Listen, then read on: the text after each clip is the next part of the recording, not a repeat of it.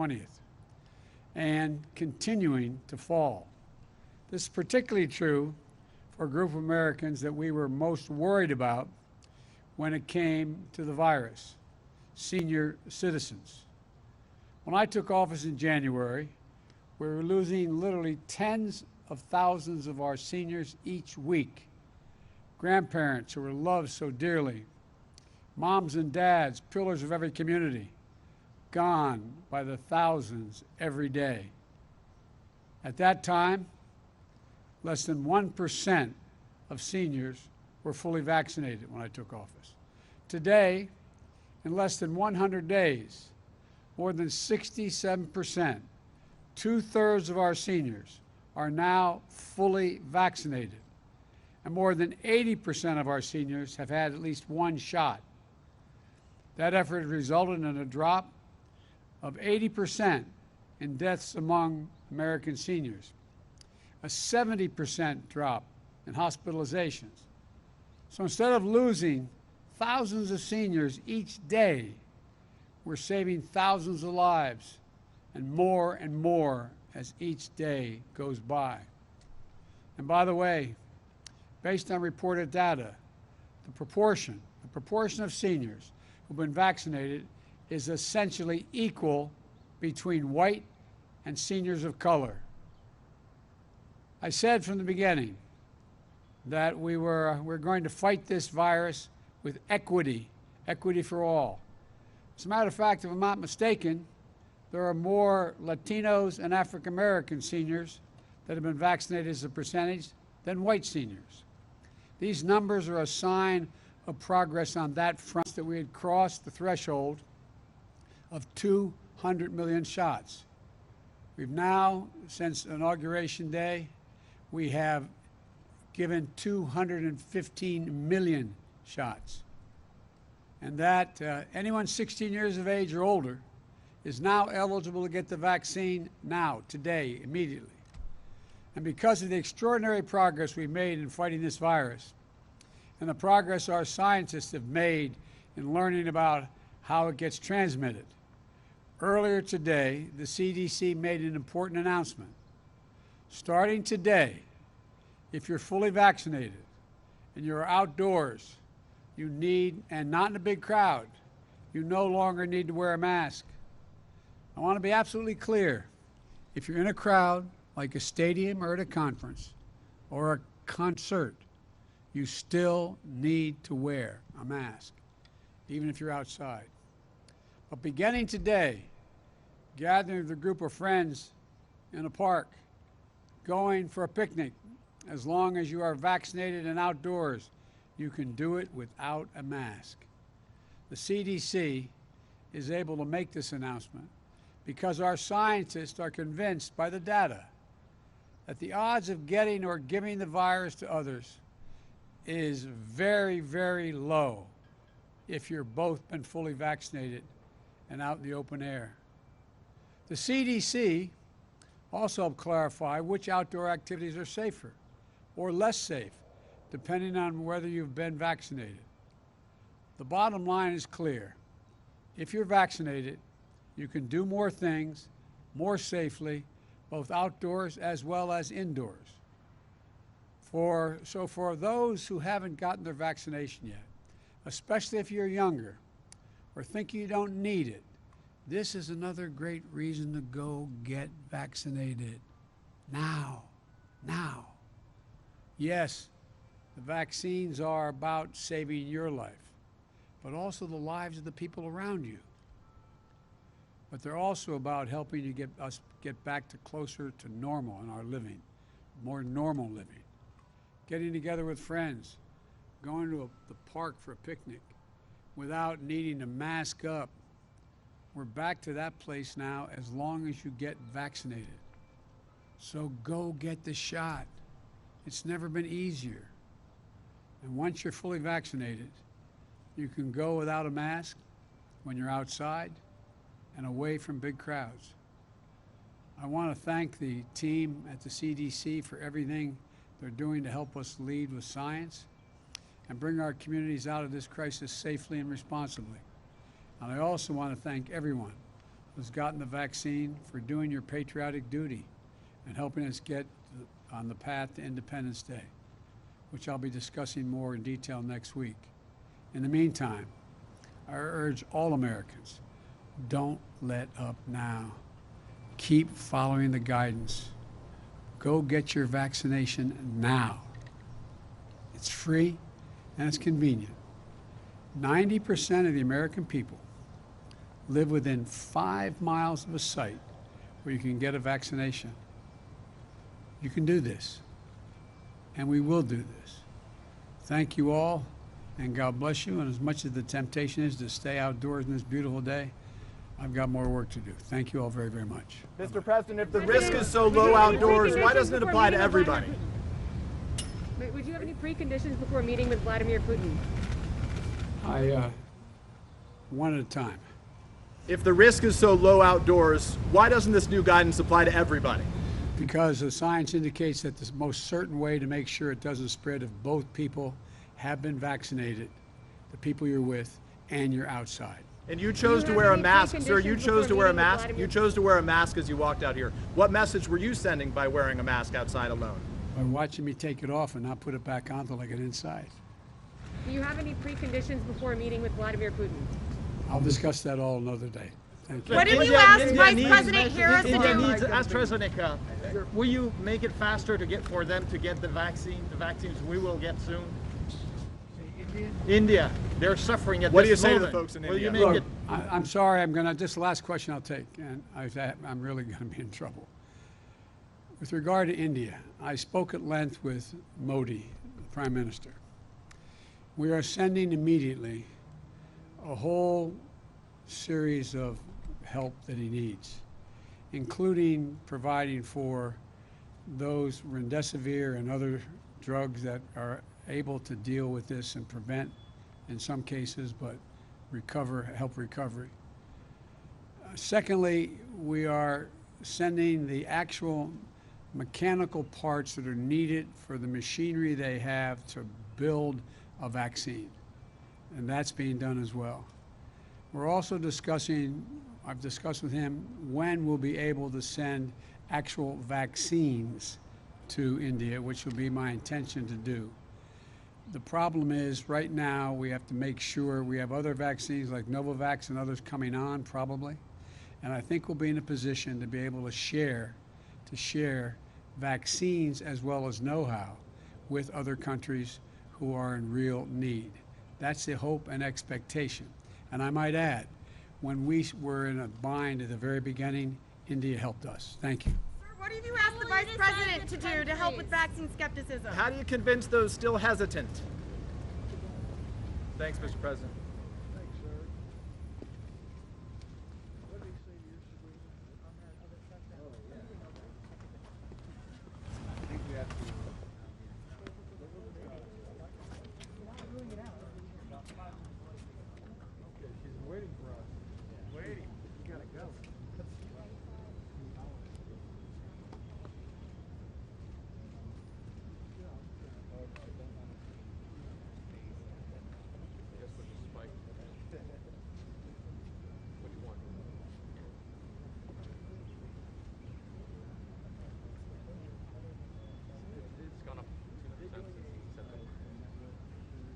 Up 8. Now it's going to go past 10.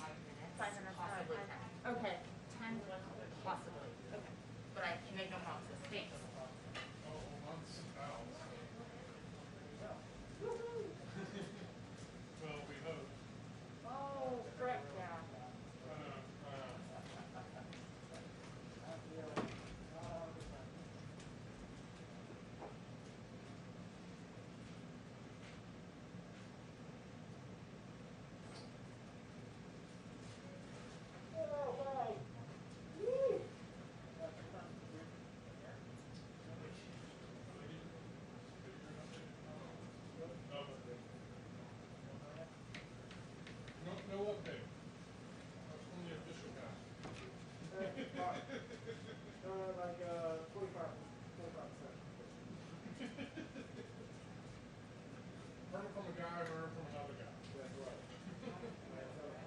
Yeah. How are you today? Good, how are you? Just happy to be here. Good. Beautiful day. It's a gorgeous day. And we're having to work inside, wearing masks.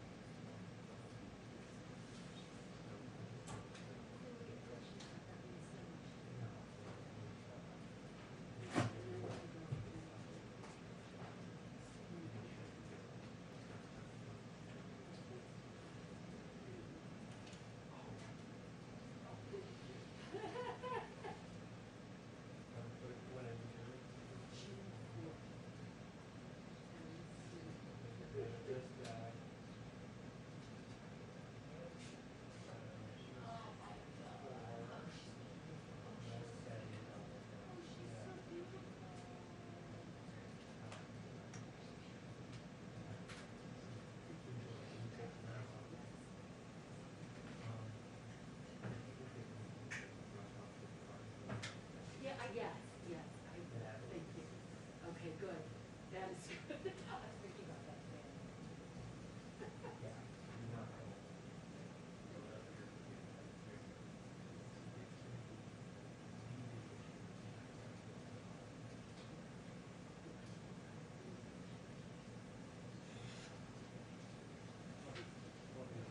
Thank you. Have a good day. You too. Good, how are you? Good.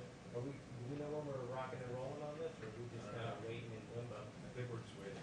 I figure, we might as well roll this in with the 7 o'clock call. Yeah, exactly. Just steamroll along with you for the sign out.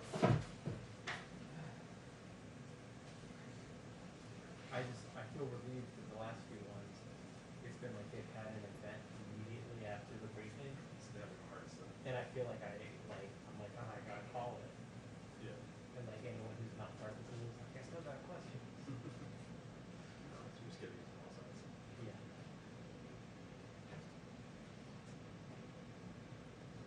This is-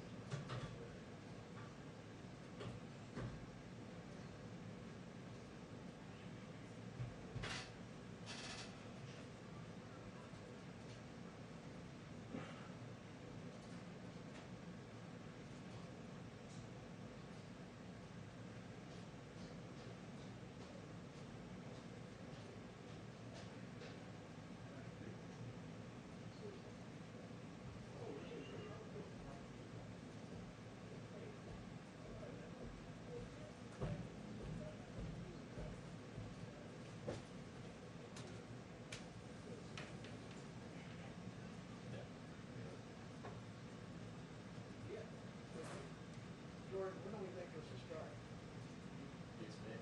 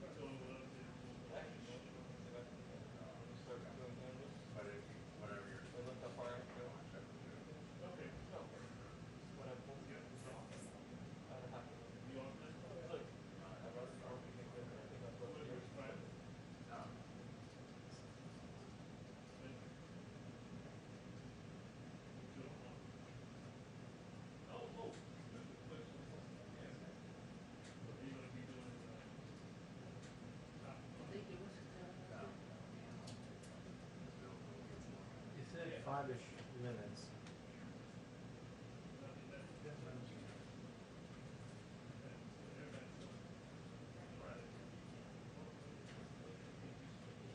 He just signed the executive order. The press briefing will begin in 2 minutes. The press briefing will begin in 2 minutes.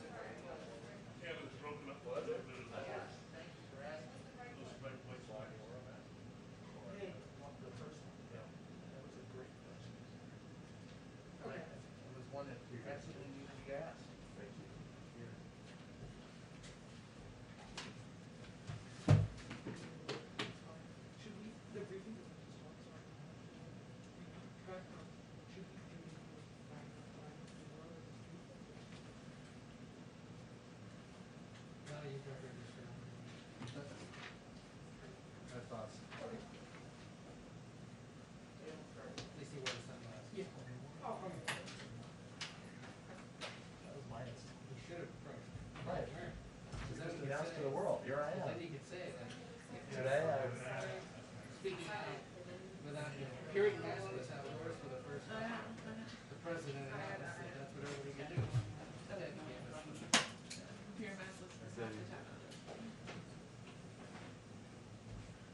Old habit.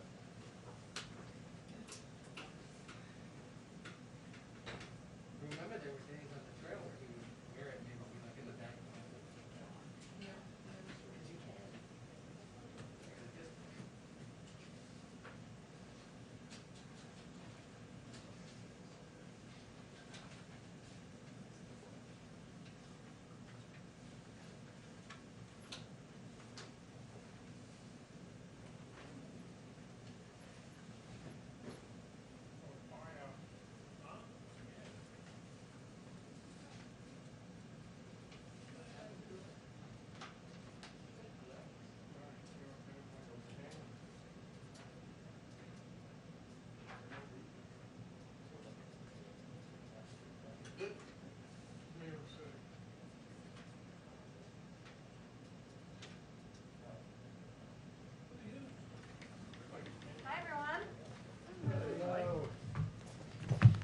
All right, happy Tuesday. Okay, a couple of items for you at the top. Today, President Biden is issuing an executive order requiring federal contractors to pay a $15 minimum wage to hundreds of thousands of their employees. These workers are critical to the functioning of federal government, from cleaning professionals and maintenance workers to nursing assistants who care for the nation's veterans to cafeteria and other food service workers who ensure we all have healthy and nutritious food to eat, to laborers who build and repair federal infrastructure. The executive order will increase the hourly minimum wage for federal contractors to $15 in new and renewed contracts and contract options starting in January 2022. This increase must be implemented by March 30th, 2022. Continue to index the minimum wage to an inflation measure so it keeps up the cost of living with the cost of living. Eliminate the tipped minimum wage for federal contractors by 2024. Ensure a $15 minimum wage for federal contractors with disabilities, and restore minimum wage protections to outfitters and guides operating on federal lands. Also, as you may remember, and I think this announcement just went out, but President Biden signed a Made in America executive order directing federal agencies to ensure taxpayer dollars supporting American manufacturing. We've been, of course, hard at work delivering on that commitment, and today the President announced the appointment of Celeste Drake as the nation's first Made in America director, which I think is a great title. As Made in America Director within the Office of Management and Budget, she will make sure agencies follow the President's ambitious Buy American commitment and will help continue the work to carry out his bold Made in America agenda. Also today, sorry, 2 more items here. Thanks to the American Rescue Plan, the Department of Health and Human Services is announcing the availability of $1 billion for the construction and renovation of community health centers. The funding builds on President Biden's commitment to ensuring equity and access to COVID-19 response efforts and high-quality primary health care services. Community health centers are a critical pipeline, as we've talked about a bit in here before, for our COVID-19 vaccination efforts, and all of the nation's nearly 1,400 Health Resources and Services Administration funded health centers will be eligible for these funds. Finally, following the President's address to the joint session of Congress, we are launching the Getting America Back on Track tour to highlight the successes of the first 100 days in addressing the crises facing our country, vaccinating America to beat the pandemic, 200 million, more than 200 million Americans to be exact, delivering much needed financial help to American families, making transformative investments to rescue and rebuild our economy, and fundamentally showing the government can deliver for people. We'll also use the tour to take the case directly to the American people about the vital need for action on the jobs plan and the families plan, which the President will be laying out in detail tomorrow evening, so we can make badly needed investments in the financial security of middle-class families, as well as in jobs, growth, and competitiveness. After the joint session, the President, Vice President, First Lady, Second Gentleman, and Cabinet members will fan out across the country. On Thursday, as you know, the President and First Lady will travel to Georgia, and the Vice President will go to Baltimore. On Friday, the President will travel to Philadelphia, Pennsylvania. The Vice President will go to Ohio, and the Second Gentleman will head to North Carolina. They will be traveling, of course, next week as well, and we will announce additional stops then. Hello, Josh. Go ahead. Kick us off. Thanks much, Jen. The census recently came out and reallocated congressional seats. Does the White House share the concerns that Hispanics were undercounted as part of the census? Well, first, let me say that the President took steps when he took office to overturn the policies of the Trump administration, or the approach to counting by the Trump administration. That was one of the first steps he took. As you know, this process is carried out by career apolitical experts. It was announced yesterday because they needed additional time, and we thought that was absolutely appropriate. Of course, the steps that are taken to allocate congressional seats is set by statute and has been in place since 1941. In terms of the impact of the last administration, I would send you to the census. We're not in a position to assess that. Secondly, a report came out today from Human Rights Watch about Israel, saying that Israel is guilty of international crimes of apartheid and persecution because of discriminatory policies toward Palestinians. Israel has rejected that characterization. Does the White House think the report is accurate or inaccurate? Well, Josh, the State Department has its own rigorous process for making atrocity determinations and reports on human rights abuse issues globally on an annual basis through the human rights reports that they issue, they do briefings on, and they put out publicly. The department has never used such terminology. As to the question of whether Israel's actions constitute apartheid, that is not the view of this administration. Go ahead, Steve. Thank you, Jay. Is the President going to change his own personal habits to adapt to the new CDC guidelines? Certainly. He'll be following public health guidelines. So I think you saw him outside today. He took the mask off. He didn't put the mask back on. It will take some time to adjust and adapt for all of us. And I know when I take my kids to the playground this weekend, I'll be happy not to be wearing a mask. What about indoors? Is he changing anything about indoors? Well, the guidance, as you know, that was put out, it was more about mask wearing outside. If you're vaccinated and you wear a mask inside, then you can go to gyms and restaurants and things along those lines. We will still in here, until there's different guidelines, abide by the recommendations of the CDC as it relates to workplaces. Talk a little bit about the speech tomorrow. Sure. How long do you think it'll be? Is he doing practice sessions? Are cabinet members going to be in attendance? That sort of thing. Sure. Let me give you as many details as I can at this point, and then we'll continue to provide additional updates. As you all know, there's a briefing later tonight as well. First, Steve, you have covered many presidents who have delivered these addresses. You can be our historian and tell us if any of them have final addresses where we know the exact length about 36 hours in advance. So we're not quite there on that piece yet. But I can tell you that the president has been working on this speech for the last few weeks. He has been preparing with Senior Advisor Mike Donnellan, Director of Speechwriting Vinay Reddy, working on the speech. And really over the last several days, he's been line editing it, meeting with his speechwriters, getting advice and counsel from senior advisors, checking in with members of his family. And also as part of his process, he engages with his policy teams to ask for additional details, ask for further clarification. And certainly given we're rolling out the American Families Plan, that has also been been finalized or in the finalization process through this. I can also tell you that while the major policy announcement in the speech is, of course, the American Families Plan, a historic investment in education and childcare, he will also use the speech as an opportunity to talk about many of his other priorities, including police reform, immigration, gun safety, his ongoing work to get the pandemic under control, and to putting Americans back to work. He was in the Senate for 36 years. He also sat through 8 of these as the vice president, and he certainly recognizes the important opportunity that this offers. In attendance, there will be the Secretary of State and the Secretary of Defense, as well as I think the Supreme Court confirmed the Chief Justice will be in attendance. Joining him will be Dr. Biden, the Vice President, and of course the second gentleman. There will not be a First Lady's box as there has been historically. While the speech will, of course, look and feel different from past years, the president will preserve a few traditions, including the walk down the center aisle that we have seen presidents do for many years. He will, of course, be wearing a mask for that. He'll remove the mask when he delivers his speech. He'll also be meeting with men and women, a career staff who were at the Capitol on January 6th in advance of the speech. Will he bring up, I know he'll have a foreign policy piece. Will there be a lot of talk about China in this speech?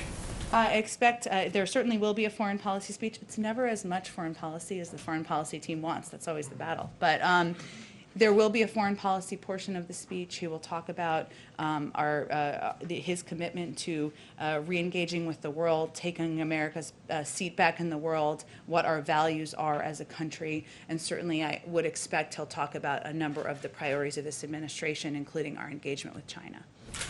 Go ahead, Peter. Just for clarity, since the whole cabinet isn't going to be there, in the past there would be a designated survivor, as they say. Is there a designated survivor on a night like tomorrow night, and who would that be? There does not need to be a designated survivor because the cabinet will be watching from their offices or home, but they will not be joining him for the speech. The highest ranking person who's not present there, I guess we'll sort that out for ourselves thereafter. Let me ask you about the president's remarks earlier. Obviously, this White House, this administration has spent so much time trying to get Americans to wear masks. Right now, with only roughly 1/3 of the American population fully vaccinated, are there concerns that this could cause in some form a resurgence, or that this relies on the honor system and thereby could cause any uptick in COVID? Well, Peter, I think one of the priorities of the presidents and the vice presidents and our entire team, of course, is abiding by health and medical experts and guidance, but is providing information, transparent information to the public to make clear what the benefit. Have no fear, the ceiling is not falling that I'm aware of. Okay. Okay. I trust you. Hopefully, it's an old building. Maybe Lincoln's ghost. That's quite something. Maybe it is. One of the president's priorities is ensuring people understand who are vaccinated out there, who are contemplating whether they should get vaccinated, what the benefits are. And while we will, of course, always abide by the health and medical advice of our experts, the CDC guidelines on this is a step forward because people can go out and they can take their kids to the park and not wear masks if it's not crowded. You can go for a run. That's what they're telling you, and that's safe if you're vaccinated and not wear a mask. And this is important for people to hear as well. So we're at the stage now where we have enough supply. We want to convey to people what the benefits are, and these are some of the benefits. Help me understand on the July 4th deadline that the president hit, or goal that the president set in his inaugural primetime address from here at the White House. He said, if we do this together by July 4th, there's a good chance that you, your friends, and family can get together in your backyard or in your neighborhood and have a cookout or a barbecue and celebrate Independence Day. didn't we sort of erase that deadline in some ways and say right now, for those vaccinated, that day is here? Well, I think it's clear that, as it has been clear for some time, he's also, the guidelines from the CDC several weeks ago was also, if your neighbors are vaccinated, you can be inside and have dinner with them. What he's trying to convey to the public is when the vaccine is available, when he made that announcement, when the vaccine is broadly available, which it now is to the public as of April 19th, encourage your friends to get vaccinated, encourage your neighbors to get vaccinated. We know that that's one of the most impactful ways to get people to pharmacies, to their doctor's office to do that, so we can have a barbecue on July 4th. So yes, there are some communities, some people whose neighbors are vaccinated, they can all gather if there's a, April 30th barbecue. But July 4th is here for some, but not for all, is the point. well, the incentive is to get vaccinated so that you can enjoy the benefits of being vaccinated. Let me ask you, if I can, really quickly about as it relates to Novavax and to AstraZeneca. The White House said that it would be providing 60 million doses to other countries. Has the administration communicated to AstraZeneca and to Novavax that they don't need to rush ahead in their effort to get a EUA right now, in that you're going to be giving it elsewhere? Well, first, I think we see that as a separate process. They have not applied for an EUA, and nor obviously have they been granted one. We also have ordered 300 million doses from AstraZeneca, which we certainly expect they will deliver on. So we will evaluate. What we're talking about here is, and the reason the 300 million is relevant is because we're talking about 60 million here, 10 of which we expect and hope will be through the FDA review in the next few weeks, and the 50 million in the next few months. But they will decide when they apply for an EUA. We're talking about doses that have not yet been approved that we are going to supply to give to the global community. Thanks, Jim. Go ahead. Sort of a broader, all of government kind of question. A year ago this week, it was said in this room how sunlight might kill the virus and make outdoor transmission unlikely. Clearly things are a little different now. But why have Americans had to wait this long for today's guidance when to many it was quite obvious that this is what the next step was? Well, Ed, I think we want Americans to be confident in the information they're receiving from the federal government. It's been important to us to lead with health and medical experts, to provide them the time they need to make these evaluations, so that when the CDC comes out with guidance, the American people know they can trust it.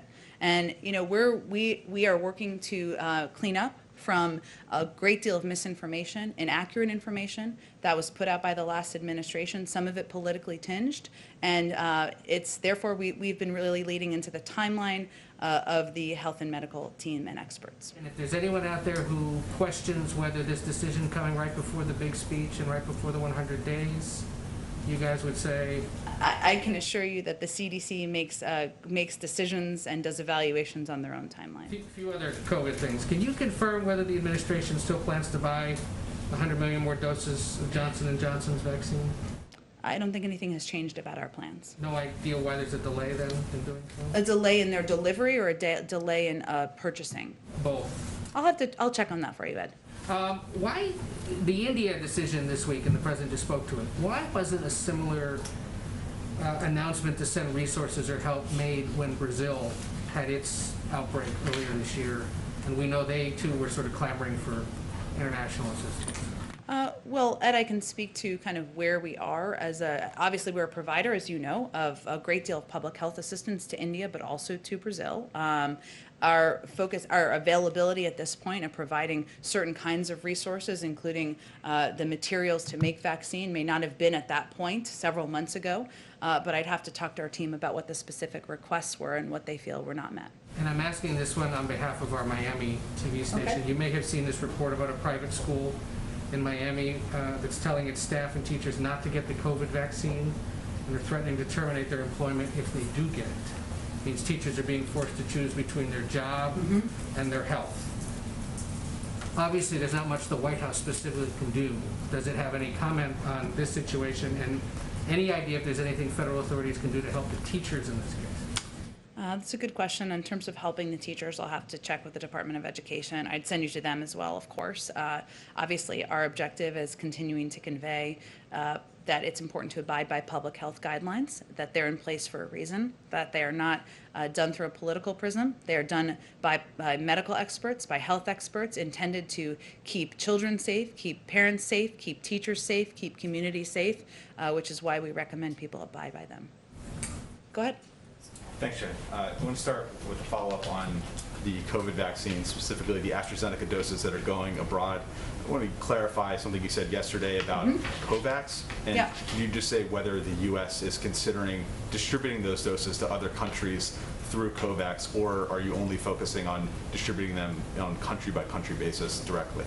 We expect it to be a combination. We're still developing our plans and what that looks like. And again, as I alluded to earlier, we're talking about 10 million doses if it goes through FDA review in the next few weeks. So it's not today. We have 0 doses available today, and then another 50 million in several months. So we have some time to develop what our plan is and meet whatever the needs are at that moment in time. And then on refugees, the Washington Post reported today that there's now consideration of bumping that cap up to the 62,500 number that the administration initially proposed in February. Your statement at the time when that was changed said that meeting that target was unlikely. So could you just talk about what changed in the thinking there, again, as this consideration is leading up to May 15th? Sure. Well, we've long said, or said for the last several weeks, that the president had every intention of announcing a new cap, and that he would do that in advance of May 15th. And we are certainly continue to be on track toward that. In terms of our considerations over time, we inherited an incredibly broken system. It left us with and the president and others, with some skepticism about what the system would bear. Hence, our announcement a couple of weeks ago was meant to be a first step, focused on announcing the resumption of flights, and also the overturning of the xenophobic policies of the last administration that prevented refugees from applying from Africa and the Middle East. That has changed. That was the biggest hindrance to refugees being able to apply from that part of the world, or in general, but from that part of the world.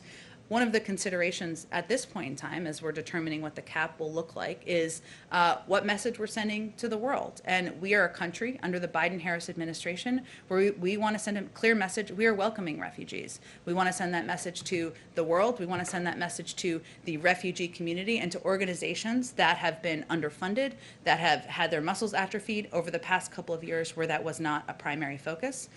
We also want to send a message that the president has long been committed to the 125,000 cap that he has set, has always consistently been his objective since February for the next fiscal year. 62.5 was always meant to be a down payment on that, so those are the considerations as we make a determination about the cap that we're setting. But would you now say getting to that 62.5 number this fiscal year is likely rather than unlikely?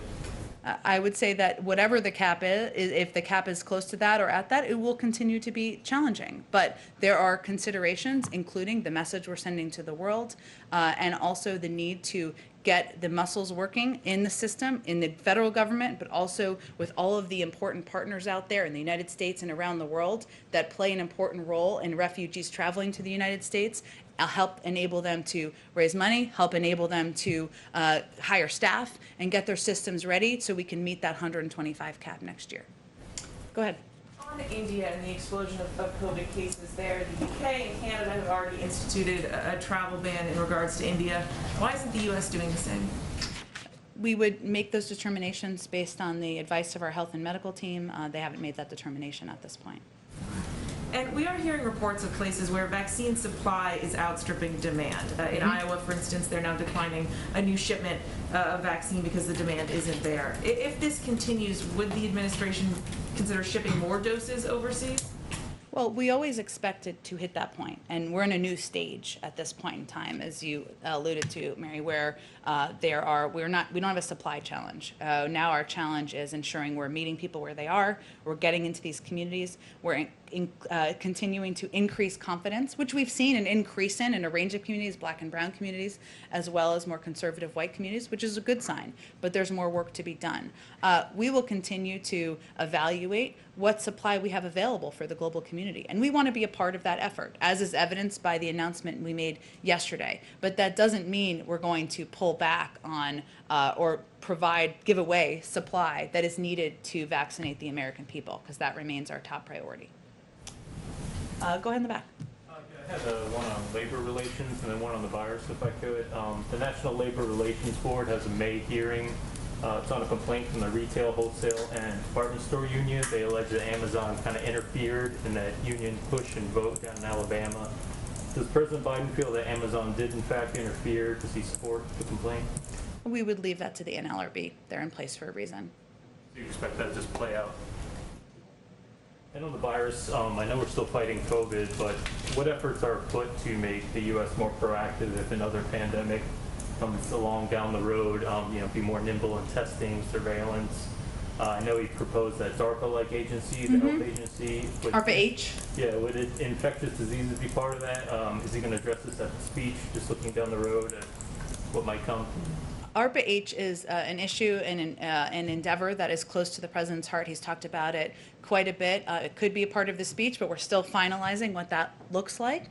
I will say that one of the president's objectives and the objective of our national security team is to do exactly what you said, is to prepare for any future pandemics, to make sure we are more closely working with our national partners, international partners around the world, that we are fully staffing agencies and positions that were removed during the prior administration, that we are investing in research and development, and that we are leading with health and science. So while we are fighting this pandemic, we are also focused on investing in areas to prevent next pandemic, including personnel, research, and any needs to do exactly that.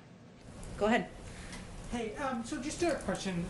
Obviously, the president is going to celebrate the 100-day mark with this tour, but looking ahead to the next 100 days, the first year of the administration, the first 100 days were quite scripted. The transition team talked quite a bit about how they, Biden set out certain goals for them, and they tried to meet those over the course of the first 100 days.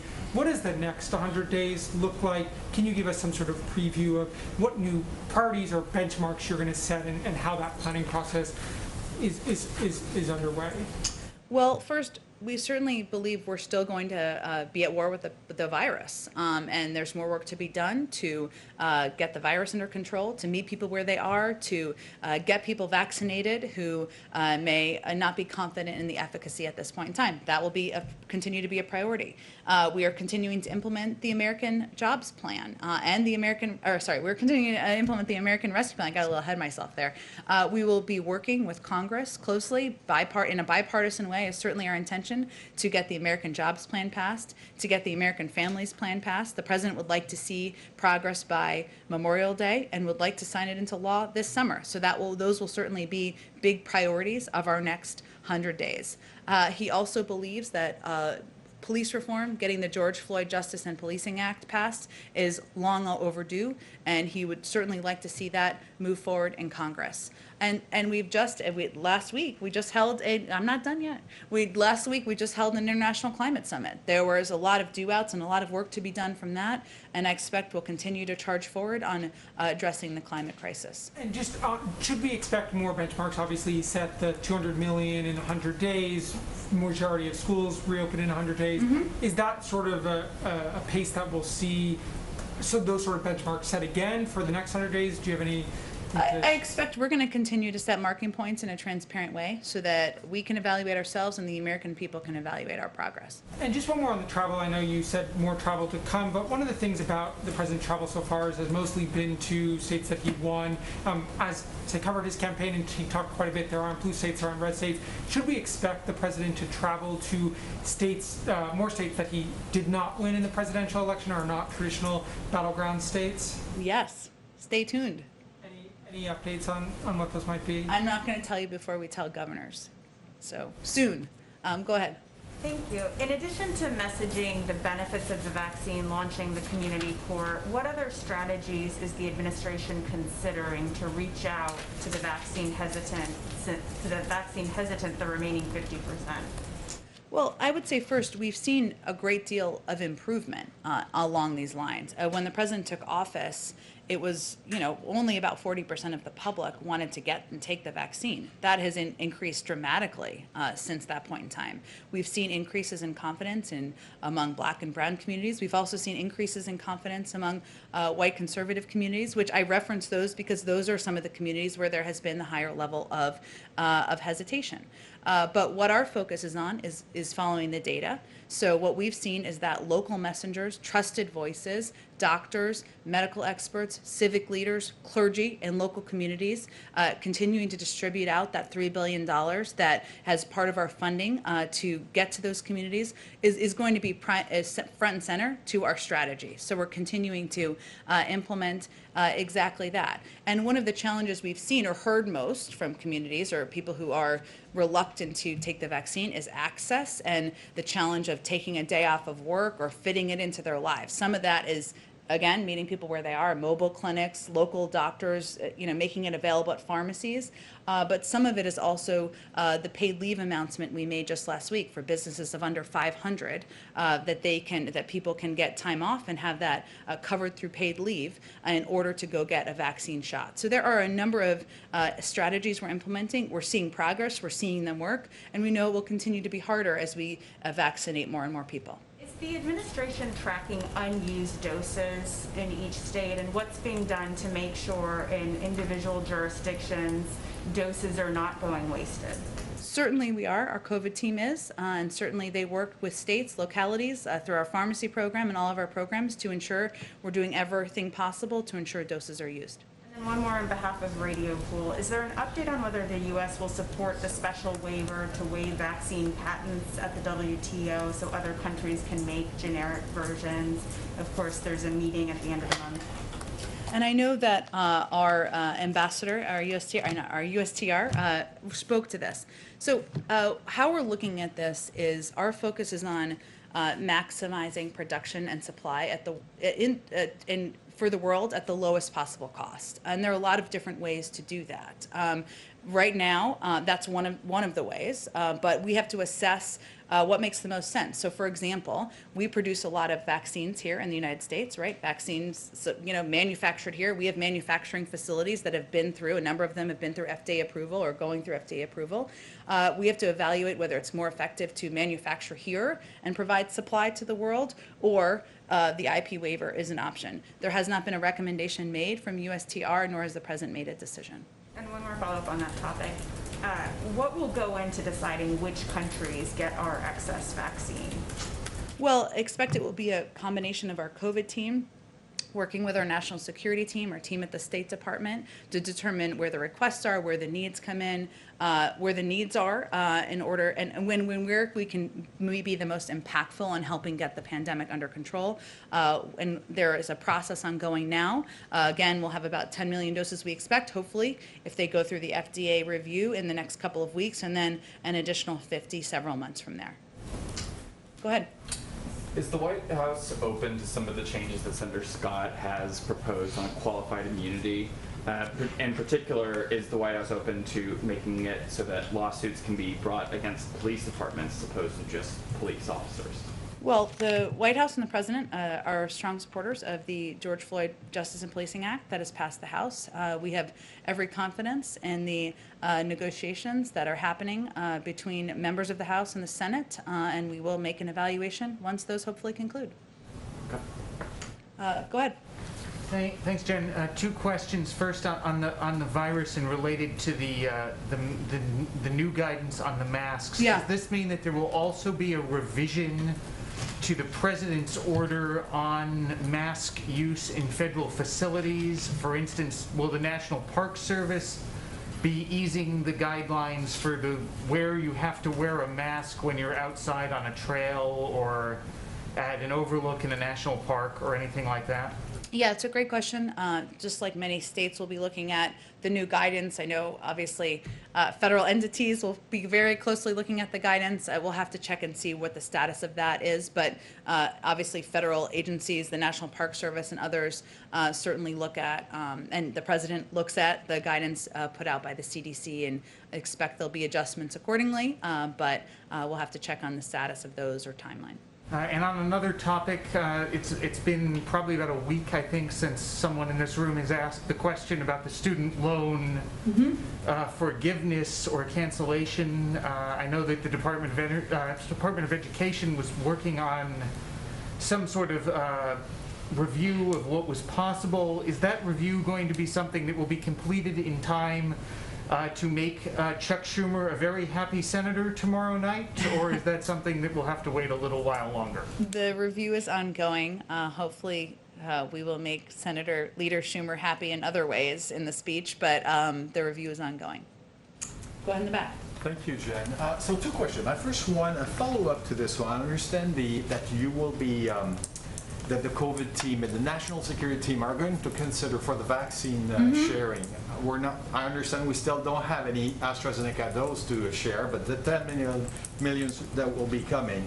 Can you at least say that in order to open more quickly the borders with Mexico and Canada, they will be at the top of the list of the countries who will have access to these vaccines? I can't. Obviously we have already lent doses to Canada and Mexico. They are important. They're not only our neighbors, they are our friends, but the process is just beginning, and I don't want to get ahead of the process that will be the ongoing process. Once it's concluded, we'll let you know. Okay, thank you. I want to try Josh's question again about the human rights, the Human Rights Watch report on the treatment of Palestinians by Israel and the abuses that they underline. It's a very thorough report. You said, and the fact that the U.S. has turned a blind eye to what's happening over there. That's what they say. That's what they say. You said that in the president's speech tomorrow, there's going to be a foreign policy section, and he's going to talk about what are our values. Do you consider that the treatment of Palestinians by Israel correspond to the American values? Well, I would say that the United States is committed to promoting respect for human rights in Israel and the West Bank and the Gaza Strip. And we have an enduring partner. We also have an enduring partnership with Israel and discuss a wide range of issues with the Israeli government, including those related to human rights. So I was really conveying or responding specifically to Josh's question, but it's important to reiterate that. So appreciate you giving me the opportunity to do that. Go ahead. Good afternoon. Just a few questions for you. Has the president decided who he wants to see serve as the next U.S. ambassador to the Holy See, and what are his criteria in choosing that person? I don't have any personnel announcements to make. I know that's, of course, an important one, but we've announced just a couple of ambassadors, and hopefully we'll have more in the coming months. We will have more in the coming months. If I may follow up, would he pick someone pro-life? Would he pick someone pro-life? I don't have any more details on who the president may or may not pick for that important role. Okay, next question. As you well know, the administration just lifted the ban on researchers using fetal tissue from elective abortions, and the U.S. Conference of Catholic Bishops, the leaders of the president's own faith, said in reaction, "It is deeply offensive, quote, to millions of Americans for our tax dollars to be used for research that collaborates with an industry built on the taking of innocent lives." How does the White House respond to that criticism? Look, I think the White House respectfully disagrees, and we believe that it's important to invest in science and look for opportunities to cure diseases, and I think that's what this is hopeful to do. Go ahead. Oh, good. Third question. Thank you. I don't get in here too often because of the COVID restrictions. Sure. So thank you very much. Okay. You may be aware of this. The LGBTQ community is suing the U.S. Department of Education, saying they say the religious exemption rule under Title IX is unconstitutional. I don't know if you're familiar with that case, but what is the administration's response to that? In other words, will you stand behind that religious exemption?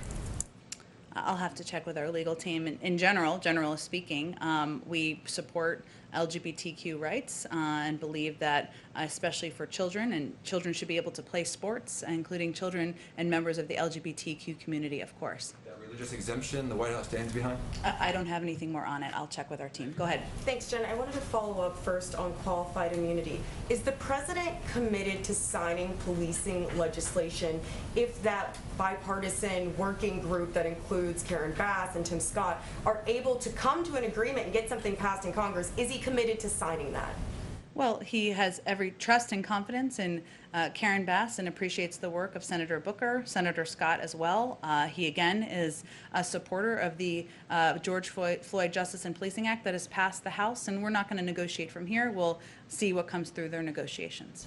And as far as his speech tomorrow to the joint session of Congress is concerned, I heard you earlier talk about some of the folks who had been involved in helping him write that.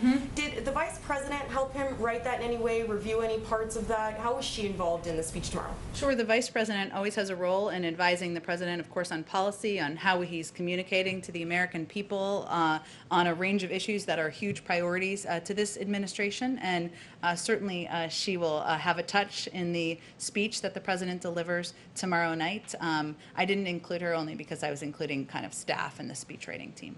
Final question also on the Vice President. The President today talked about vaccine skepticism or hesitancy in his speech. The Vice President, that was supposed to be part of her portfolio, and she's done events on that in the past. Has he asked her to do anything specific to help with this problem, vaccine skepticism, especially now that all Americans are eligible for the vaccine? He's asked her to play a leading role, both as a person who is very prominent in the country, and also somebody who has experience on the policy front, determining what the right steps are, engaging with the COVID team, ensuring that we are taking the right steps forward. We have a plan that's being implemented across the country right now, a very robust, okay, maybe it's former President Lincoln's ghost. I'm going to go with that. Robust plan that's being implemented, $3 billion focused on getting out to communities. You know, she's involved in all of that. I expect she'll be out and doing more events around the country. So the President's just asked her to play a leading role in this effort moving forward, which she is certainly doing. But there's nothing specific that he's asked her to do in the near future? I'm not sure what you mean by that. Like what? Maybe cut a PSA or, potentially have some other sort of event here at the White House with groups. I don't know. That's what I'm asking you to tell me. Well, whoa, okay. I think the President has asked her, as the Vice President, to be his partner in this and to be a prominent leader in this effort to address confidence around the country. She's doing exactly that. He's not going to, their conversations don't involve him directing her to be in a PSA.